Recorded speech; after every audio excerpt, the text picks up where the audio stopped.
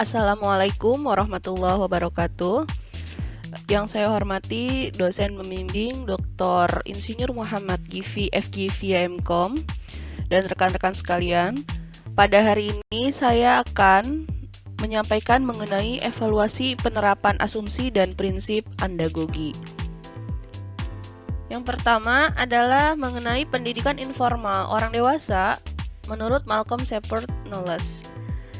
Gagasan pendidikan informal untuk orang dewasa sebetulnya telah ada di YMCA sebelum buku Malcolm Knowles diterbitkan pada tahun 1950. Di Inggris sendiri, Josephine McAllister-Bru telah menerbitkan buku pertama tentang pendidikan informal pada tahun 1946.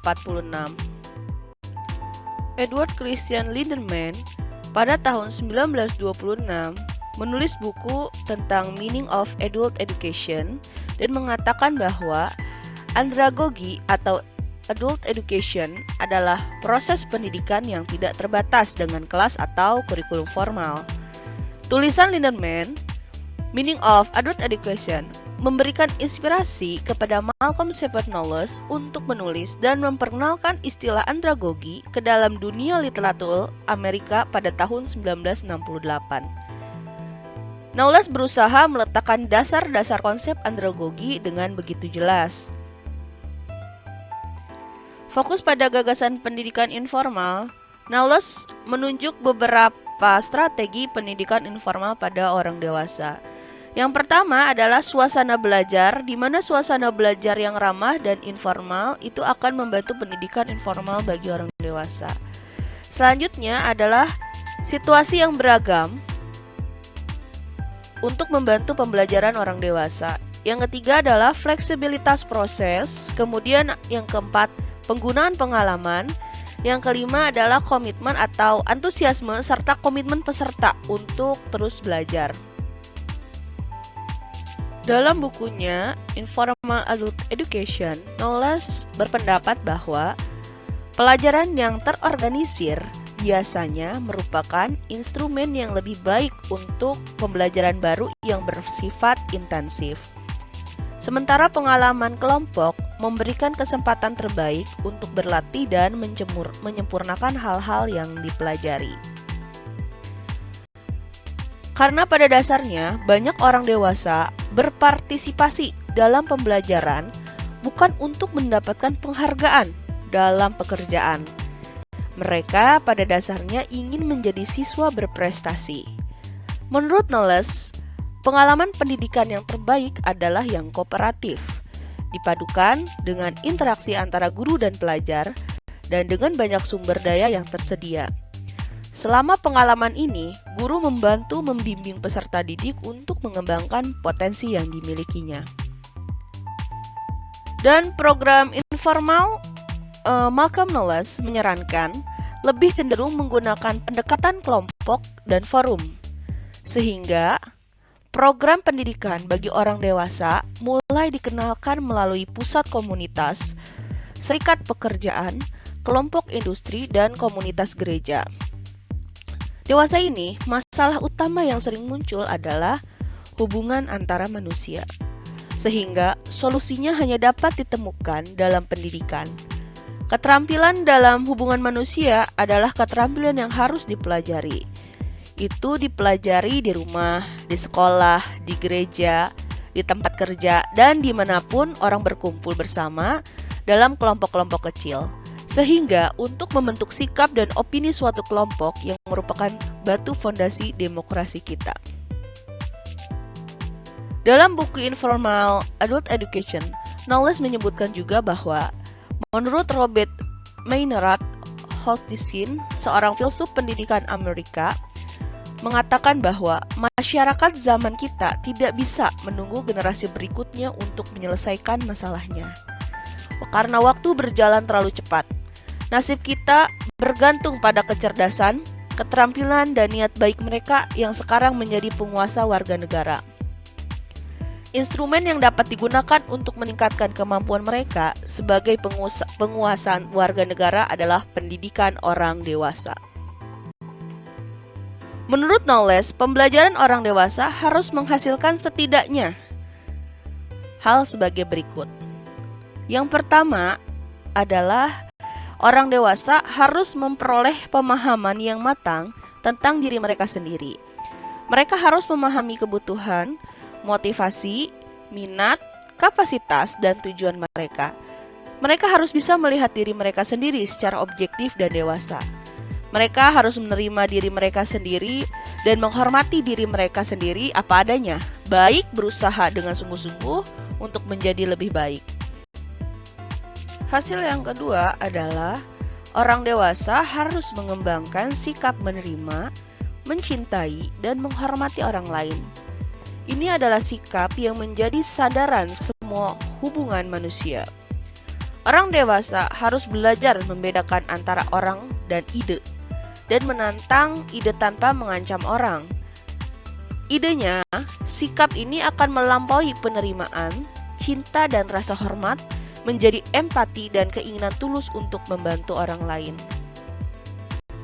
Hasil yang ketiga, orang dewasa harus mengembangkan sikap dinamis terhadap kehidupan. Mereka harus menerima fakta, perubahan, dan menganggap diri mereka selalu berubah. Mereka harus membiasakan diri mereka setiap pengalaman sebagai kesempatan untuk belajar dan harus terampil dalam belajar darinya sendiri. Hasil yang keempat, orang dewasa harus belajar beraksi terhadap penyebab, bukan gejala perilaku. Solusi untuk masalah terletak pada penyebabnya, bukan pada gejalanya. Kita telah belajar menerapkan pelajaran ini di dunia fisik, tetapi belum belajar menerapkannya dalam hubungan antar manusia. Yang kelima adalah orang dewasa harus memperoleh keterampilan yang diperlukan untuk mencapai potensi kepribadian mereka. Setiap orang memiliki kapasitas yang jika direalisasikan akan berkontribusi pada kesejahteraan dirinya dan masyarakat. Untuk mencapai potensi ini, maka membutuhkan berbagai jenis keterampilan, kejuruan, sosial, rekreasi, kewarganegaraan, seni, dan sejenisnya.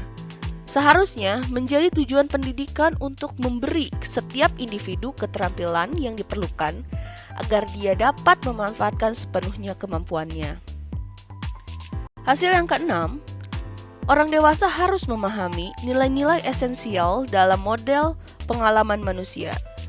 Mereka hendaknya akrab dengan warisan pengetahuan, gagasan-gagasan besar, tradisi-tradisi besar, dunia tempat mereka tinggal. Mereka harus memahami dan menghormati nilai-nilai yang mengikat manusia bersama. Hasil yang ketujuh, orang dewasa harus memahami masyarakat mereka dan harus terampil dalam mengarahkan perubahan sosial. Dalam demokrasi, rakyat berpartisipasi dalam mengambil keputusan yang mempengaruhi seluruh tatanan sosial.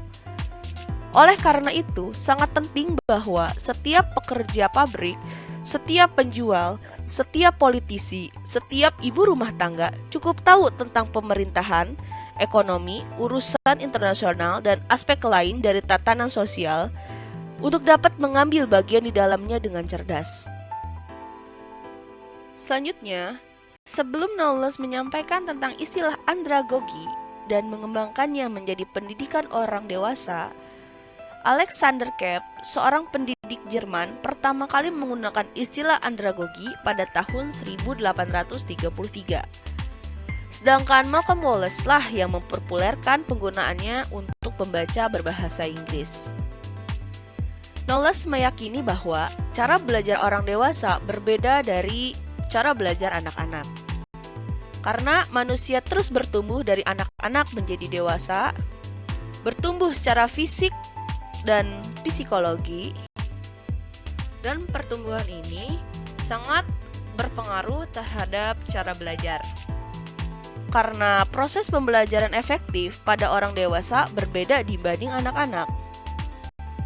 Dan ini memberikan dasar untuk elemen proses dan pengaturan pendidikan informal pada pendidikan orang dewasa.